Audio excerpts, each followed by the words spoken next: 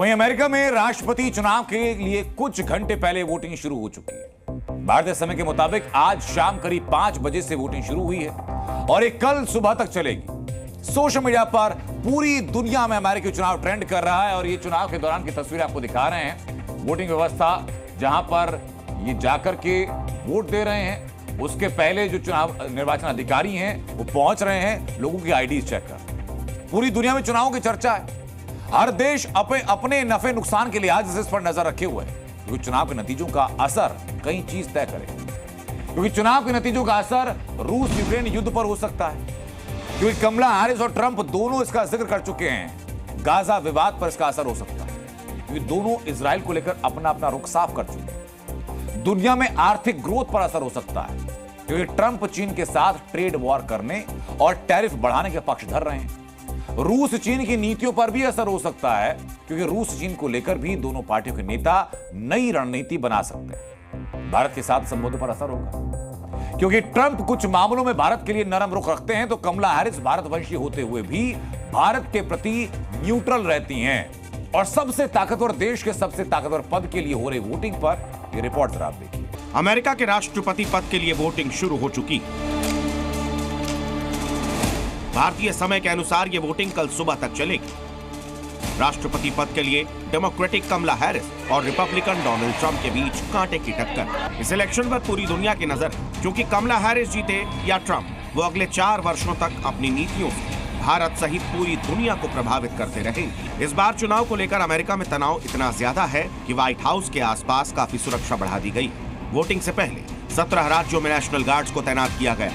इस बार चुनाव नतीजों के बाद 2021 जैसे हंगामे का डर। देखिए, इस वक्त मैं खड़ा हूँ व्हाइट हाउस के सामने और यहाँ पे नाकेबंदी बढ़ा दी गई है और काफ़ी सिक्योरिटी बढ़ा दी गई है। फेंसेस लगा दिए गए हैं, लोहे के फेंसेस और बैरिकेड्स भी हैं, क्योंकि कहीं ना कहीं इस बात का डर है कि यहाँ पे हालात ख़राब हो सकते हैं इलेक्शन के बाद और प्रोटेस्ट हो सकते हैं और अथॉरिटीज़ नहीं चाहती कुछ रेपुटेशन हो जो 2021 में हुआ। वैसे अमेरिका का ये चुनाव इतिहास रचने वाला है, क्योंकि कमला हैरिस अगर चुनाव जीतती हैं तो अमेरिका के इतिहास में पहली महिला राष्ट्रपति होंगी, और वो भी अश्वेत और भारतवंशी। लेकिन अगर ट्रंप जीतते हैं तो अमेरिका में 130 साल के इतिहास में पहली बार ऐसा होगा कि पिछली बार चुनाव में हारने वाला तत्कालीन राष्ट्रपति फिर से राष्ट्रपति बने। इस बार सारा खेल स्विंग स्टेट्स पर होता दिख रहा है। और बड़े जो मुद्दे हैं इस बार के इलेक्शन में वो है इमिग्रेशन, फॉरेन पॉलिसी, गाजा का युद्ध, यूक्रेन में जो युद्ध चल रहा है, इसके अलावा इन्फ्लेशन, कॉस्ट ऑफ लिविंग जैसे बड़े मसलों को लेकर अगर बात कर ले इंडियन अमेरिकन वोटर्स की, वो डेमोक्रेट सपोर्टर रहे हैं हमेशा, पर इस बार शायद वो बदल जाए, क्योंकि अब उनका रुझान डोनाल्ड ट्रंप की पॉलिसीज़ की तरफ चल रहा है, जो प्रो बिजनेस पॉलिसीज़ जिसे वो मानते हैं। इस बार के वोटिंग में 5 सबसे अहम पहलू हैं जिस पर सबकी नजर है। पहला, swing states Arizona, Nevada, Wisconsin, Michigan, Pennsylvania, उत्तरी कैरोलिना और जॉर्जिया में कौन जीतता है। दूसरा, महिला वोटर्स कमला हैरिस के साथ है या ट्रंप को पसंद करती हैं। अभी तक अनुमान लगाया जा रहा है कि कमला हैरिस महिलाओं में ज्यादा लोकप्रिय है। तीसरा, ईसाइयों की एकजुटता और घुसपैठ के खिलाफ जैसे बयानों का अमेरिका की जनता पर कितना असर होता है। चौथा, टैक्स घटाने को लेकर किसके वादे पर अमेरिकी जनता भरोसा करती है। पांचवा, जो सबसे अहम है, भारतवंशी किसे वोट करते हैं। सामान्य तौर पर भारतवंशियों का वोट कमला हैरिस की डेमोक्रेटिक पार्टी को जाता रहा है।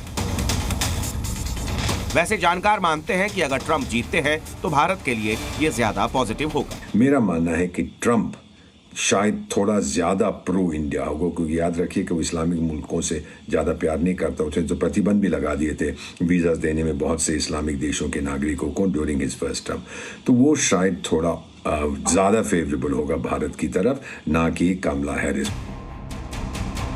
भारतवंशी कमला हैरिस की जीत के लिए तमिलनाडु में आज विशेष पूजा की गई। अमेरिका के 50 राज्यों और 6 केंद्र शासित प्रदेशों में मतदान हो रहा है। अमेरिका में पेपर बैलेट, मेल इन बैलेट, ईवीएम सहित 4 तरीकों से मतदान होना है।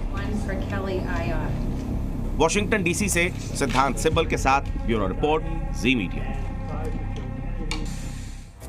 इस बार के चुनाव में स्विंग स्टेट्स की भूमिका है।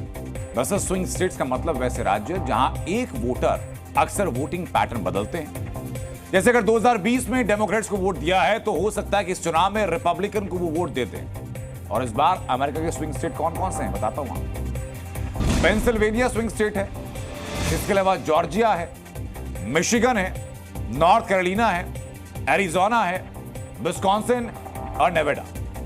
इन सभी स्विंग स्टेट में कुल मिलाकर के लगभग 93 इलेक्टोरल वोट हैं जो कि नीति निर्धारण हो सकते हैं। राष्ट्रपति कमला हैरिस बने या ट्रंप बने, अमेरिकी राष्ट्रपति अपनी नीतियों में सबसे ज्यादा खुद का फायदा देखते हैं। भारतीय अर्थव्यवस्था काफी तेजी से आगे बढ़ रही है और भारत एक बड़ा बाजार भी, और इसलिए हैरिस हो या ट्रंप, वो भारत के साथ अपने संबंधों को बेहतर बनाने की कोशिश करेंगे, क्योंकि कमला हैरिस भारतवंशी हैं। तो ट्रंप ने पहले ही ट्वीट करके हिंदू वोटर्स और पीएम मोदी से अच्छे संबंधों का जिक्र किया है।